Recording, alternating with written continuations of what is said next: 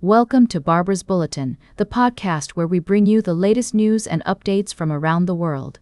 We have a fascinating story to share with you, coming out of Chile, where a significant shift in politics is underway. José Antonio Kast is set to be sworn in as the country's next president, marking the sharpest shift to the right in decades. This change in leadership follows a trend of conservative movements gaining momentum in the region. Kast's campaign focused on addressing concerns about rising crime and economic worries, with promises to clamp down on migration and crime while boosting economic growth through deregulation and market-friendly policies.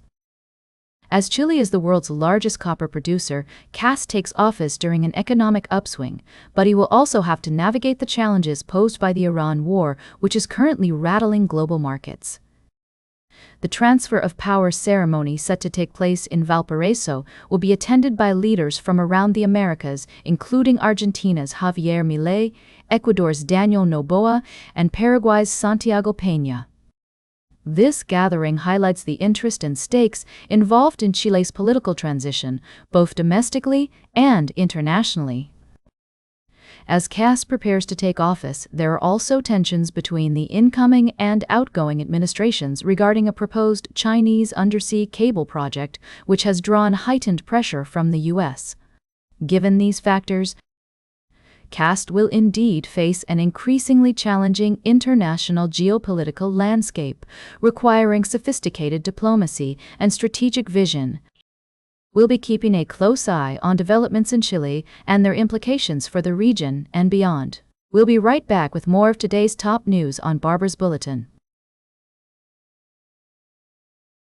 Welcome back to Barbara's Bulletin. We're diving into the world of art and culture, where controversy and creativity often collide. The Venice Biennale, a prestigious international art exhibition, has been making headlines lately. A recent debate surrounding Luxembourg's pavilion budget has sparked a political discussion, with some lawmakers questioning the cost and nature of the project. Luxembourg's culture minister, Eric Phil, has defended the budget, stating that artistic freedom is a core principle of democratic societies. He argued that art should challenge audiences rather than simply please them, and that the public debate surrounding the project proves it's doing its job. The budget for Luxembourg's participation in the Biennale has been rising steadily over the years, with most of the costs going towards practical expenses such as production, transport, and installation. Meanwhile, another story has been unfolding at the Venice Biennale, where the event's organizers have faced criticism for allowing Russia to participate despite ongoing international tensions. The Russian pavilion has been a subject of controversy, with some calling for its removal. However, others argue that art should be separate from politics and that cultural exchange can help foster understanding and diplomacy. In related news, designer and artist Aline Bouvy's project, Merde, has sparked both praise and criticism for its thought-provoking commentary on societal issues.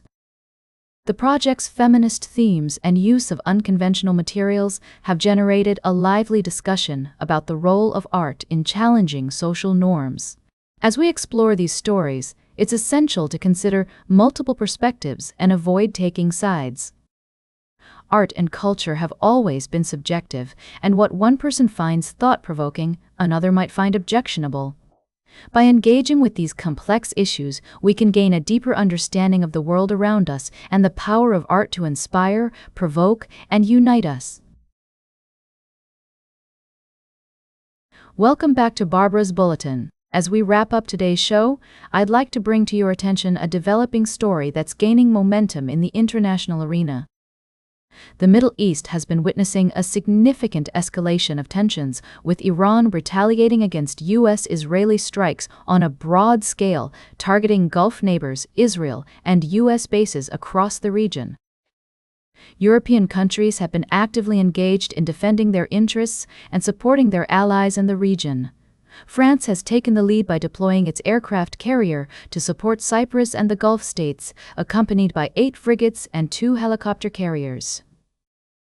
Other EU countries, such as Spain, Greece, the Netherlands, and Italy, have also announced military deployments to the region. The UK is preparing to join the effort with its warship HMS Dragon and 2 heavily armed helicopters, while Ukraine is contributing military personnel and experts trained in neutralizing Iranian Shahed drones. Germany has stated that it does not plan to send military forces to the region, opting instead to focus on diplomatic efforts. It's worth noting that the EU doesn't have its own army or a shared military budget, which limits its capacity for action. However, it can launch specific military missions or operations supported by multiple member states. The EU has established Operation AIDailyPress in the Red Sea to protect commercial ships from Houthi attacks and is ready to adapt and strengthen this operation to address the current situation. As the situation continues to unfold, it's essential to recognize that European countries are determined not to remain bystanders in this conflict. While it's difficult to predict the outcome of these deployments, they demonstrate a clear commitment to defending their interests and supporting their allies. That's all for today's Barber's Bulletin. Remember to like, share, and subscribe, and until next time, stay engaged.